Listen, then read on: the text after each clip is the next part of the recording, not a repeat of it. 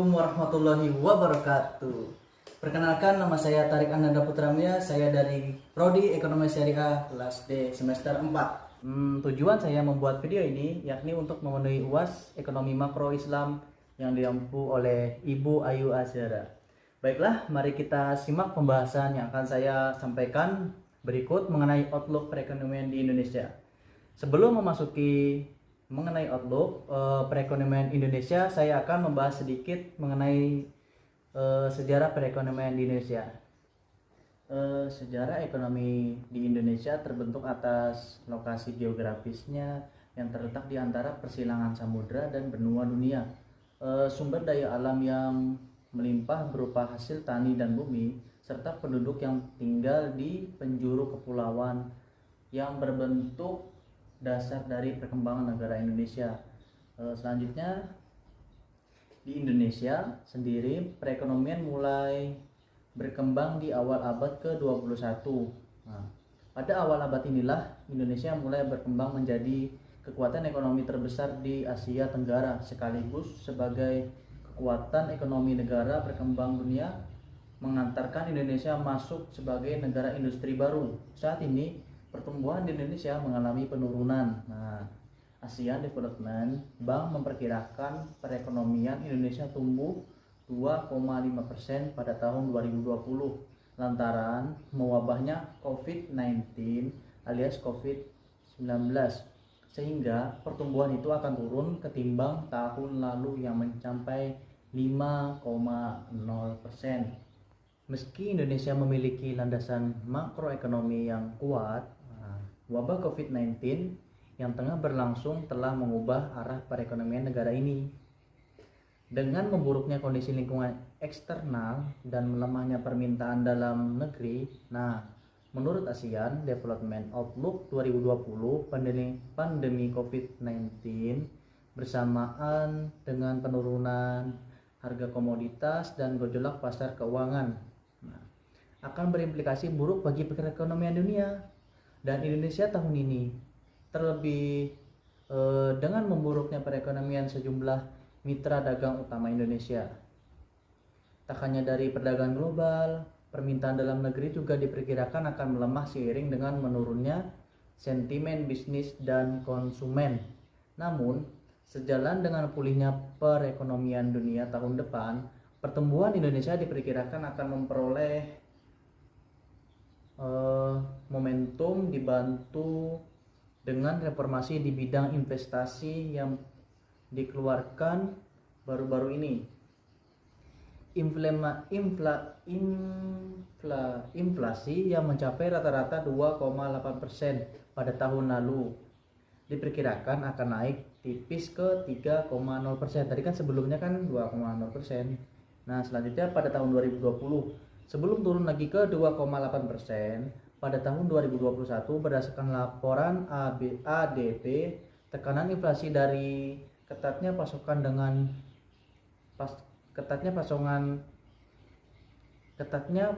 pangan dan depresiasi mata uang diperkirakan akan dapat diimbangi sebagian oleh penurunan harga bahan bakar non subsidi serta subsidi tambahan untuk listrik dan pangan. Selanjutnya, pendapatan ekspor dari para pariwisata dan komoditas diperkirakan akan menurun, sehingga menyebabkan defisit transaksi berjalan mencapai 2,9% dari produk domestik bruto pada tahun 2020. Seiring pulihnya taraf ekspor dan investasi pada tahun 2021, volume barang modal impor yang lebih besar akan menyebabkan defisit transaksi berjalan tetap sama seperti pada tahun 2020.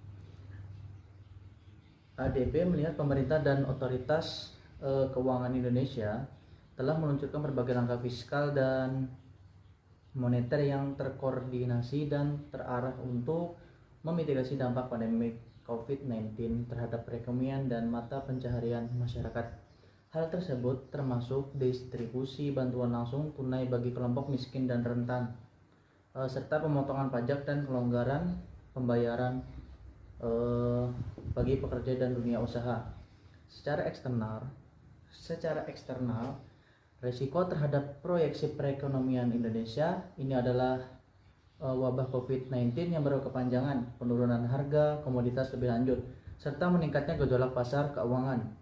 Dari dalam negeri, proyeksi ini bergantung pada seberapa cepat dan efektif penyebaran wabah dapat ditanggulangi. Keterbatasan sistem kesehatan dan kesulitan dalam menerapkan pembatasan sosial dapat memperburuk dampak pandemik terhadap ekonomi. Selanjutnya, mengenai perekonomian Indonesia di masa mendatang. Saya jelaskan dulu ya, perekonomian Indonesia di masa mendatang tentunya memiliki tantangan yang semakin beragam, terlebih lagi di masa sekarang ketika teknologi yang semakin berkembang dan kehidupan masyarakat internasional yang semakin borderless. Setidaknya ada beberapa tantangan yang menjadi perhatian baik bagi pemerintah maupun pelaku sektor bisnis maupun masyarakat luas, yakni yang pertama, resiko kenaikan inflasi. Laju kenaikan inflasi nampaknya akan menjadi perhatian pemerintah dari waktu ke waktu sebagai tantangan perekonomian di Indonesia. Laju inflasi ini jika tidak ditangani dengan baik akan mengalami berdampak pada PDB (Produk Domestik Bruto) atau nasional. Begitupun bila mengalami penurunan inflasi maka tidak akan terjadi guncangan ekonomi yang berarti. Yang kedua, tekanan nilai tukar mata uang. Nah, tantangan perekonomian dihadapkan dengan nilai tukar mata uang yang fluktuatif. Jika nilai tukar mata uang rupiah mengalami keterpurukan, maka dampaknya bisa dirasakan cukup berat bagi masyarakat luas. Sepertinya adanya kenaikan harga barang-barang dan dapat memicu inflasi. Selanjutnya yang ketiga, munculnya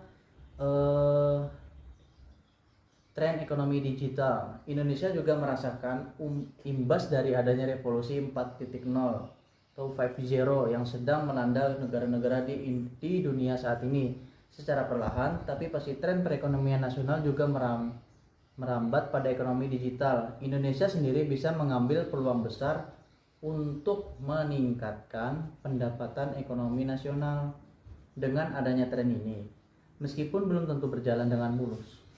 Selanjutnya yang keempat, persaingan pasar bebas yang semakin ketat. Nah, sejak diterapkannya ASEAN atau MEA pada tahun 2015 lalu, perekonomian antar negara Asia Tenggara semakin terintegrasi. Nah, MEA memiliki keuntungan bagi pemerintah untuk bagaimana lebih bisa bersaing di tingkat global ya. Selanjutnya yang kelima, pembangunan sumber daya manusia yang mampu.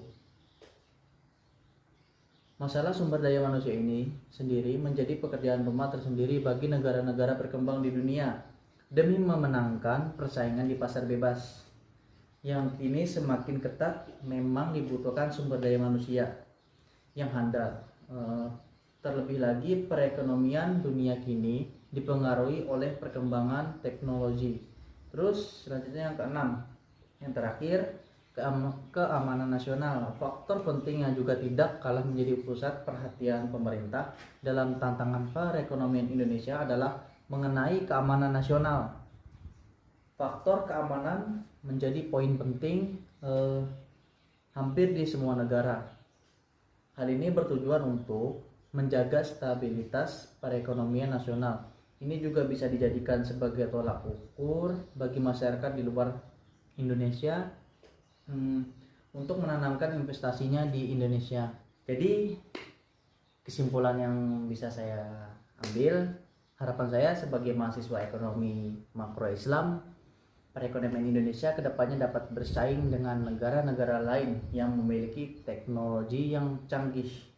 Kita sebagai penerus bangsa ini memiliki kewajiban untuk terus belajar, berkarya, berinovasi untuk negeri ini.